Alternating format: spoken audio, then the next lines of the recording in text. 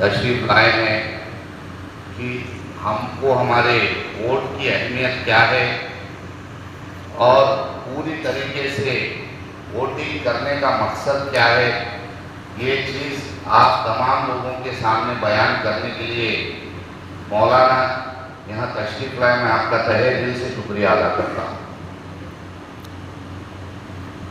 एक बात ये है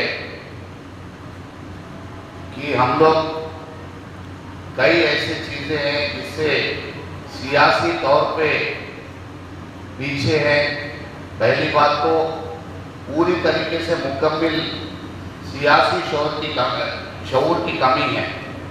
उसके अलावा सियासत में हिस्सा लेने के लिए हमारी कौम के कई लोग पीछे हटते हैं। उसका मेन मकसद ये है कि माशी हालात हमारे जो है बहुत ही कमज़ोर माशी हालात है। अगर हिंदुस्तान में कोई पसमानदा है तो मुसलमानों से ज़्यादा कोई पसमानदा नहीं है। आप तमाम को मैं बताता चलूँ कि आज हमारी ये हालत है। जब हम छोटे थे, बचपन में देखते थे कि हमारे जिम्मेदार, हमारे बुजुर्गों के बिल्डिंग्स भी बड़ी बड़ी बिल्डिंगें, इमारतें खड़ी भी रहती थी। हम देख के खुश होते थे, फलाने भाई का घर है, फलाने भाई का घर है बोले। आज ये आलम हो गया कि मैं बोधन से अपने घर से बाहर निकला तो सामने मेरे घर के टर्निंग पे एक चाय की दुकान है, और आगे बढ़ा सामने इडली की दुकान है, और थोड़ा सा सीधे हाथ पे मुड़ के बस स्टैंड की तरफ निकलते चला तो लेफ्ट साइड पूरे तरकारी की दुकान है, उसके आगे चिकन की दुकान है, राइट साइड पे मटन की दुकान है, आगे गए तो पंक्चर की दुकान है, उसके आगे गए तो पान का डब्बा है, उसके आगे गया तो ठेले लगे हुए हैं, और थोड़ा आगे गया तो रोड पे बंडी पे कपड़े रख के बेच रहे। तो हम कहाँ थे और कहाँ आ गए, ये बहुत बड़ी चीज़ है। आप लोग समझना चाहिए इस चीज़ को। इसकी वजह क्या है? जो पिछली हुकूमतें किस तरीके से हमको, हमारे साथ इंसाफ किस तरीके से इंसाफ हुआ है, ये आप देख सकते। जो मैं घर से बाहर निकल के जो पसमानदगी मुसलमानों की देख रहा हूँ, देख के कई बार आंखों में आंसू आ जाते, कई बार जिक्र करते रहता हूँ, ये क्या आलम हो गया अपने लोगों का, ये किस तरीके के हालात हमारे बन गए, किस तरीके। इसकी एक पहली वजह ये है कि एक तो एजुकेशन, तालीम बहुत ही ज़रूरी है। तालीम एक ऐसी बुनियाद है जिससे हमारी पसमानदगी दूर होना है, तो हमारे बच्चों को बेहतरीन तालीम हासिल करना ज़रूरी है। अब हम क्या करते हैं, कोई ऑटो चलाने वाले साहब है, उन्होंने क्या करते हैं, बच्चा 9वीं जमात 10वीं जमात में आने से पहले उसको ऑटो चलाना सिखा देते, उन्हें 10वीं जमात पास भी नहीं करा उसको ऑटो थमा देना शुरू कर देते। तो इससे क्या हो रहा कि पसमानदगी और बढ़ती चली जा रही, हम आगे बढ़ने के कोई इम्कान नहीं रहते। तो आप तमाम से मेरी गुजारिश है, एक और मसला है कि जहाँ पे भी मुस्लिम उम्मीदवार है, कोई जमात के जिम्मेदार एक बात बोलते, मुझे इस चीज़ की बहुत तकलीफ है। देखिए आज ऐसे हालात है, एक धोबी का साथ देने के लिए तैयार है, एक हज्जाम का साथ देने तैयार है, एक मच्छेरे का साथ देने के लिए तैयार है। तो एक मुसलमान दूसरे मुसलमान का साथ क्यों नहीं देना चाहता? ये मेरा सवाल है तमाम लोगों से। आप तमाम लोगों से, जितने भी आज एससी कौम है जिसको हम पसमानदा बोलते, जो दलित है, जो पसमानदा बोलते कि गरीब कौम है, आज दलितों से भी सबसे बड़ी कौम मुस्लिम कौम है। आज एक दलित पे आप कोई बात करो, सारी दलित ऑर्गेनाइजेशन पूरे हिंदुस्तान में रोड पे निकल के एहतजाज करते हैं, लेकिन हमारे पास ऐसा नहीं है। एक शकरनगर में मासूम सी बच्ची, एक 11-12 साल की बच्ची के साथ एक जो बेहुदा हरकत हुई है, उसके ऊपर मेरे को अफसोस है कि कोई जमात के लोग, कोई मौलाना लईक साहब आए थे निजामाबाद से, कोई भी लोग इसके ऊपर बोधन में किसी तरीके का एहतजाज नहीं करें। आप देखिए, छोटी सी चीज, अगर ये कोई दूसरी कौम की लड़की के साथ ये चीज हो जाती तो जो है खून की नदियां बह जाती थी रोडों में, इस तरीके का आलम हो जाता था। तो हमारे पास इत्तेहाद कहाँ गया? इत्तेहाद को कहाँ छुपा लिए हम लोग? इत्तेहाद को कहाँ रख लिए? एक और बात मैं आपको बता दूं, तेलंगाना में 17% 16% ऑफिशियल मुसलमानों का पॉपुलेशन जो है 16-17% है। जो 2011 में सेंसस हुए थे उसके मुताबिक है।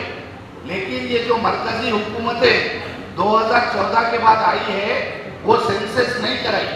उसका रीजन ये है, अगर सेंसस कराएंगे तो पता चलेगा कि रियासत तेलंगाना में 35% मुसलमान है।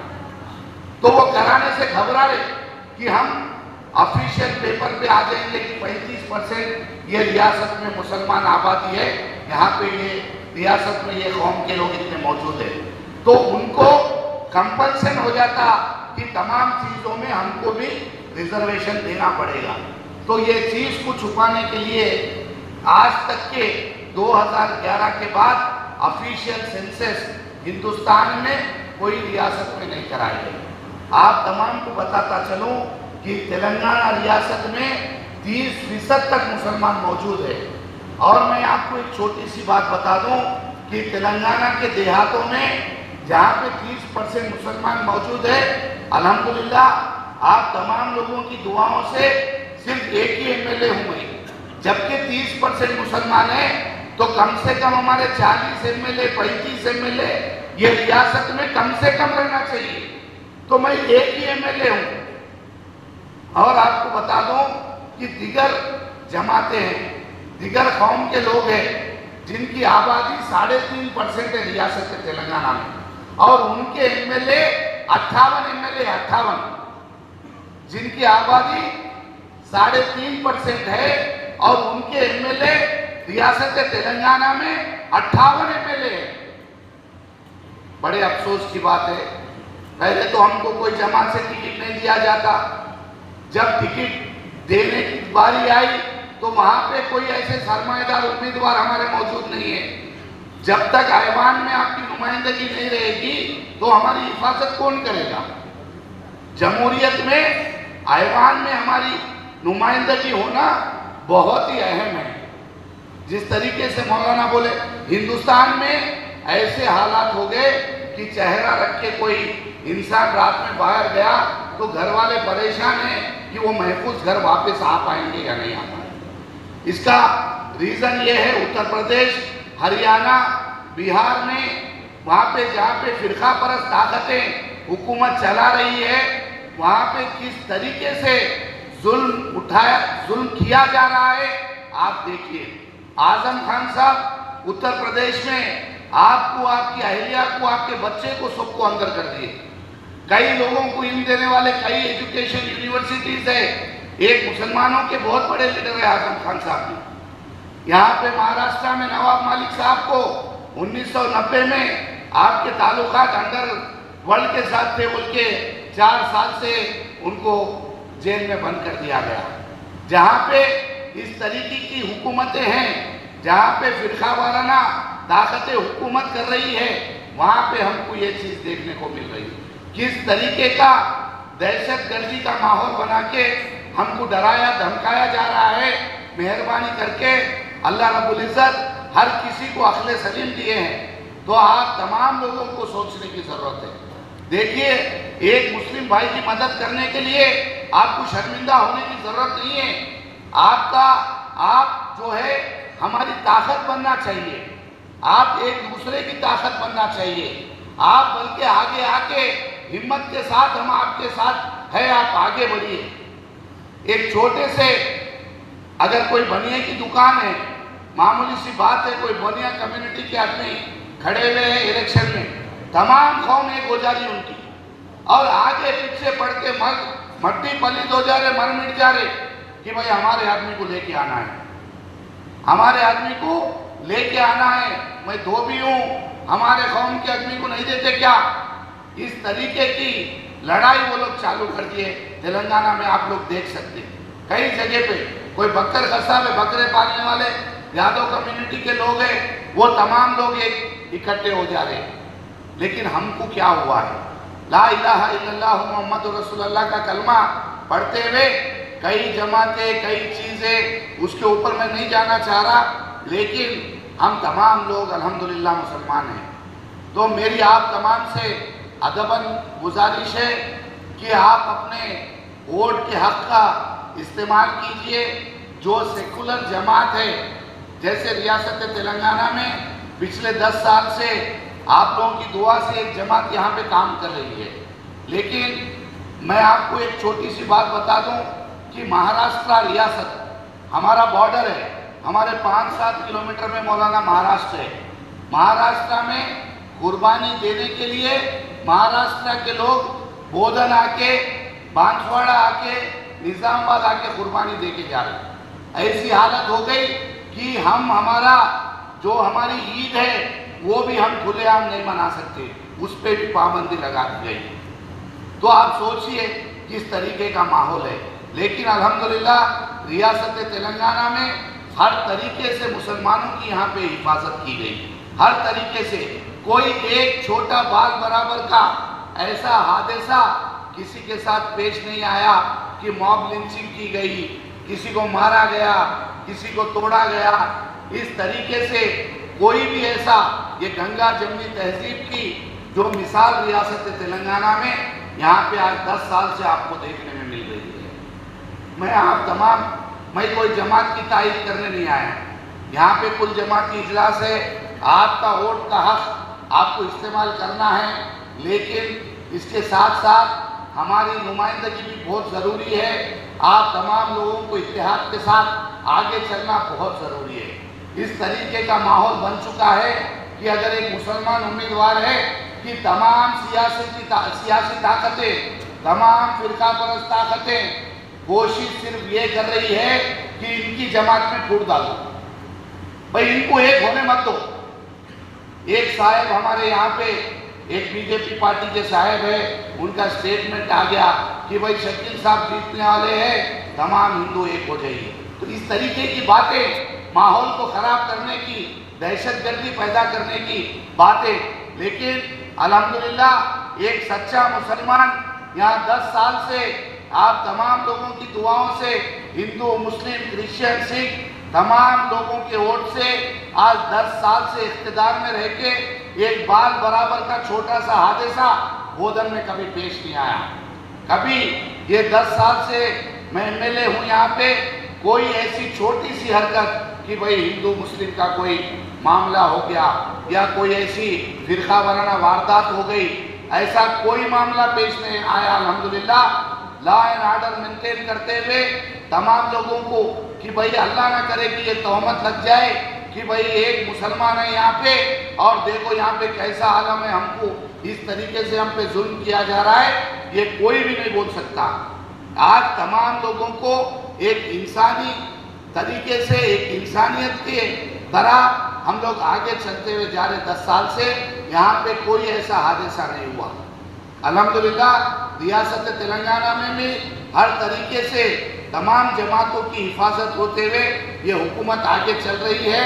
और मैं फिर आपको बता दूं, एक शकील नहीं, एक शब्बीर अली नहीं, एक और कोई नहीं, एक असद साहब नहीं, एक अकबर साहब नहीं, और 50 लोग नुमाइंदगी करने की ज़रूरत है। यहाँ पे मुस्लिम नुमाइंदगी ऐवान में बहुत ज़रूरी है। आप लोग ये समझ के चलिए, मेहरबानी करके। कई तरीके के यहाँ पे मंसूबाना तरीके से एक चाल चली जा रही है। बोधन में आप तमाम लोग देख रहे होंगे व्हाट्सएपों में, ग्रुपों में, किस तरीके से कि भाई ये कौम में फूट डाल दो, उसके बाद जो भी जीतेगा पहले इसको हटा दो यहाँ से। तो अल्हम्दुलिल्लाह फैसला करने वाले आप हैं। आप तमाम की दुआओं में बहुत असर है। यहाँ के हिंदू भाई भी तहे दिल से चाहने वाले हैं मेरे को, क्रिश्चियंस भी चाहने वाले हैं, सिख भी चाहने वाले हैं। आप तमाम से दुआ गो हूँ कि आप लोग दुआएं कीजिए और अपने वोट का हक इस्तेमाल कीजिए, मुकम्मल तरीके से वोट कीजिए। मैं यहाँ के जमात के तमाम जिम्मेदारों से गुजारिश करता हूँ कि हमारा हक है, आप लोग खुल के बोलिए। अगर आप लोग नहीं बोलेंगे तो हमारे नौजवान कैसा आगे बढ़ेंगे। हम बोलने में शर्मिंदा होने की ज़रूरत नहीं है। क्यों कि आपके एक कौम का आदमी, आपका एक मोमिन भाई है, तो आप बेशक जो है बिल्कुल ढिंडोरा पीट के बोल सकते हैं, बिल्कुल सीना तान के बोल सकते हैं कि भाई हमारा भाई ठहरा हुआ है, हमको एक जहती के साथ इनकी मदद करनी चाहिए। मैं आप तमाम से आपका पहले शुक्रगुजार हूँ कि आप लोग तमाम कुल जमाती इजलास बुला के जो लोगों को वोट डालने के लिए जो जिस तरीके से यहाँ पे बयान दिए गए हैं, मैं आप तमाम का शुक्रगुजार हूँ। इंशाअल्लाह आपसे दुआ गो हूँ और उम्मीद रखता हूँ कि तमाम जमातें इंशाअल्लाह मेरा साथ देंगी। आप तमाम नौजवानों बुजुर्गों से भी मेरी गुजारिश है, मेहरबानी करके इस तरीके की बातों में मत नहीं आइए। छोटी मोटी कोई नाराज़गी मेरे से है, मेहरबानी करके अल्लाह के वास्ते माफ़ करके चलिए, क्योंकि ये चीज़ ऐसी ज़रूरी है कि आपकी छोटी सी गलती ये हमारी तारीख बदल देगी। लोग सोच रहे कि एक है, इसको हटाओ पहले, इस तरीके से यहाँ पे कोशिश की जा रही है। तो मेहरबानी करके ये तमाम चीज़ों में ना आइए। अल्लाह से मेरे लिए खुसूसी तौर पे और हम सब के लिए दुआ कीजिए। ये मौका देने के लिए हाफिज लईक साहब और तमाम यहाँ पे जमात इस्लामी, जमीयतुल उलमा, जमीयतुल सुन्नत, तमाम लोगों का मैं तहे दिल से शुक्रिया अदा करता हूँ। और इतनी बड़ी हस्ती जो हमारे बीच में शाह जमालुर रहमान साहब आए हैं, हमारी खुशनसीबी है। और बोधन के लिए जब आप आए हैं तो बोधन की आवाम के लिए, इत्तेहाद के लिए दुआ दे के जाइए। मौलाना आपसे गुजारिश है, आप तमाम का तहे दिल से शुक्रिया अदा करना चाहता हूँ। अस्सलाम वालेकुम।